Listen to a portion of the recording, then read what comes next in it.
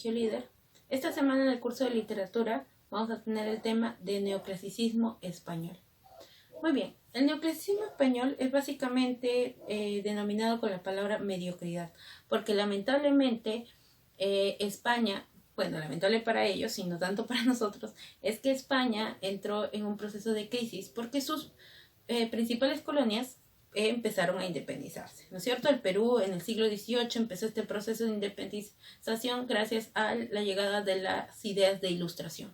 Entonces España pierde sus minitas de oro y bueno, entra en una crisis tan profunda que esto también influenció en la parte de la literatura. En la literatura hablamos de una literatura bastante mediocre, una literatura que no podía compararse a la del siglo de oro español.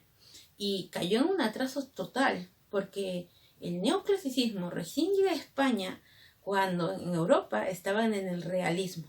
Entonces está muy atrasado en cuanto a corrientes. Sus características son imitación a los clásicos, igual que Francia. Recordemos que el neoclasicismo nace en Francia y en España se desarrolla de manera atrasada. Y ahora, ellos son la copia del neoclasicismo francés y Francia es la copia del clasicismo, son la copia de la copia.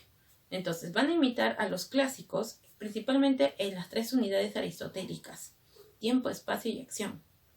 Tenemos que la razón sobre la fantasía. Recordemos que los neoclásicos es lo más importante, la razón. Enseñanza didáctica y moralizante. Siempre tener una lección al final. Eso es lo más importante para ellos. Porque van, ¿no es cierto?, ante el camino de la rectitud, en seguir las reglas. Es lo más importante para los neoclásicos. Reglas específicas de creación. ¿Qué significa esto? Que los escritores de ese tiempo no creaban por sí solos, sino que tenían un pensamiento colectivo. No había un proceso de creación por parte de ellos. Uno de los pocos destacables de este tiempo es Leandro Fernández de Moratín. Leandro Fernández de Moratín apoyó la llegada de José Bonaparte. Recordemos que en ese tiempo, en segunda mitad del siglo XIX, cuando recién el neoclasicismo llega a España, Napoleón Bonaparte empezó este proceso donde empezó a conquistar diferentes lugares en Europa. Y uno de estos lugares es España.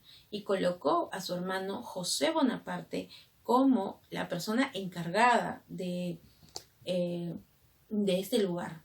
José Bonaparte nombró a Leandro Fernández Moratín director de la Biblioteca Nacional de España y es por eso que es conocido como el bibliotecario mayor. Ahora, describe a la clase media y los ideales burgueses. ¿Qué quiere decir esto? Que se centra su temática en esta clase media y en esa gente que está en ascenso, pero no socialmente. Recordemos que tener dinero no implica que tengas un apellido reconocido. Entonces va a hablarnos sobre ellos principalmente. Ahora, tenemos que una notable influencia de Molière por parte de sus obras, principalmente las comedias, y las tesis que maneja casi todas sus obras, viene a ser este enfrentamiento entre adultez y juventud. La adultez representada por la severidad, por ese control contra la libertad que emiten pues la parte de la juventud. Entonces tenemos una de sus obras más conocidas que viene a ser El Cid de las Niñas. Género dramático, especie comedia, cumple con las tres unidades aristotélicas, las cuales se desarrollan en un solo lugar, Alcalá de Henares, un solo día, donde cuentas desde las 7 de la noche hasta casi las 5 de la mañana. Y bueno, se desarrolló la obra, luego desarrolló un lugar y bueno, un solo asunto que viene a ser este matrimonio. Ahora, hablamos que en sus temas es la crítica a las costumbres de esa época, principalmente al matrimonio por conveniencia. Nos va a contar esta historia sobre Paquita. Paquita Francisca, su verdadero nombre, es una muchacha de 16 años que está a punto de cumplir 17. Y en ese tiempo las mujeres a esa edad tenían dos caminos: o te volvías monja o te casabas. Entonces su madre, doña Irene, una mujer bastante ambiciosa, la cual no supo cuidar el dinero que su difunto esposo había dejado, vio que lo único que tenía como salida era su hija. Así que empezó a escribir cartas a uno de los hombres más adinerados de la ciudad para que fije sus ojos en Paquita. Y este era don Diego. Don Diego tenía 59 años y a ella ni siquiera le interesó eso para poder casar a su hija.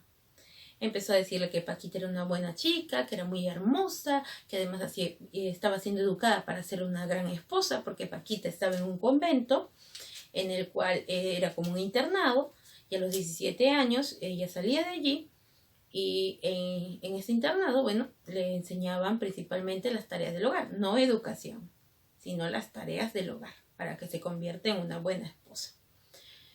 Bueno, la madre pacta prácticamente con don Diego para que él se case con Paquita. Le dice a Paquita que le ha encontrado un gran partido, pero Paquita ya ha entregado su corazón a otra persona. Hace un tiempo había llegado a un regimiento en el cual ella conoció a un tal don Félix y se quedó muy enamorada de él. Escribían cartas en las cuales don Félix le prometía que iba a volver por ella, y bueno, la pobre, con esta situación que había pasado, pide ayuda a su sirvienta Rita, la cual más que una sirvienta era su amiga, para que envíe una carta a don Félix contándole que estaba siendo obligada a casarse y encima con un hombre mayor. Don Félix regresa a Alcalá de Henares, y ¿qué es lo que pasa? Ese no era su verdadero nombre, era don Carlos. ¿Y don Carlos quién era? El sobrino de don Diego. Don Diego se espanta cuando se entera que su sobrino está en la ciudad, y no por el hecho de que supiera algo, sino porque tiene vergüenza de que su sobrino llegue lo vea en la boda con su novia, bueno, con la que se iba a convertir en su esposa, y la gran diferencia de edad que había. Es por eso que increpó a su sobrino de que se vaya de la ciudad, que él no tenía que hacer nada aquí, y él le dice que ha venido porque necesita resolver algunos asuntos, porque estaba enamorado de alguien. Entonces, bueno, don Diego habla con Paquita, tratan de solucionar las cosas, pero en el proceso se enteran de que el prometido de Paquita era el tío de don Carlos. Son neoclásicos, ellos no pueden ir en contra de las reglas.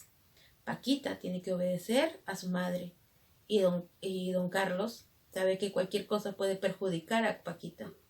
Así que se escriben una última carta donde se declaran su amor, que sienten el uno por el otro y que nunca podrán olvidarse.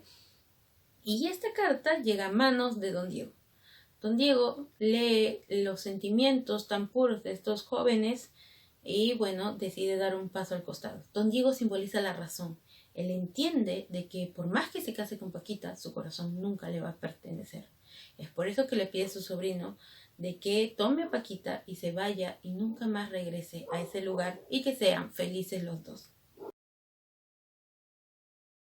Muy bien, chicos, vamos ahora a resolver nuestras preguntas sobre el tema que hemos hecho, que es literatura del siglo XVIII, que venía a ser la literatura principalmente del teatro, ¿no es cierto?, el neoclasicismo español. Recordemos que este neoclasicismo era una imitación del neoclasicismo francés, por lo cual no hubo muchos aportes dentro en sí de la literatura, era bastante mediocre, podríamos decir, sobre la literatura española debido a la crisis que estaba atravesando. Veamos, las preguntas de rumbo a la universidad. Yo voy a resolver los números impares y ustedes los números pares. El neoclasicismo español surge en el siglo XVIII, ¿no es cierto? Ahí es donde se plantea lo que es el neoclasicismo, a pesar de que llegó bastante atrasado. La aspiración de la literatura neoclasicista fue la revaloración de la cultura grecolatina. Trataron de imitar a su modo a los clásicos, pero más imitaron a los neoclásicos franceses, los cuales se basaban, ¿no es cierto?, en la literatura griega y latina. Los neoclásicos optaron por la verosimilitud. ¿Qué significa verosimilitud? Similar a la verdad. Por tanto, rechazan. Obviamente, si tú apuestas por la verdad, por algo real, ¿qué es lo que estás rechazando? La fantasía. En su obra, Moratín armoniza dos tipos de comedias. La comedia sentimental, porque vemos que hay una temática amorosa, y la comedia de costumbre. Para un neoclásico español la literatura a través del teatro tenía un fin didáctico, lo que buscaba era una enseñanza. Por ejemplo, Moratín lo que hacía era una crítica a las costumbres de la época, las costumbres de los matrimonios por conveniencia. Muy bien, ahora, ¿qué es lo que ustedes tienen que hacer? Uno, en el cuaderno, van a transcribir la parte teórica, la parte de la pizarra. En el libro, las preguntas ya resueltas, las que acabamos de marcar de rumbo a la universidad. ¿Y qué va a quedar como tarea para ustedes? Primero, en el libro, ¿qué es lo que van a desarrollar en el libro? La lectura, las preguntas de la lectura de la página 82, las preguntas de los números pares de rumbo a la universidad de la página 83, y en el cuaderno van a transcribir una fábula de Félix María Samaniego. Hay muchas fábulas, obviamente excepto La cigarra y la hormiga, que esa ya la pusieron en su libro. Excepto esa, busquen otra fábula, la van a transcribir y van a comentar sobre ella. ¿Qué les ha parecido? ¿Qué valores ustedes rescatan? ¿Estás de acuerdo con la moraleja? Si a ti te pareció que estaba bien los personajes. Ya quiero un comentario de mínimo 5 líneas sobre la fábula que ustedes encuentren de que le pertenezca a Félix María Samaniego, el escritor español.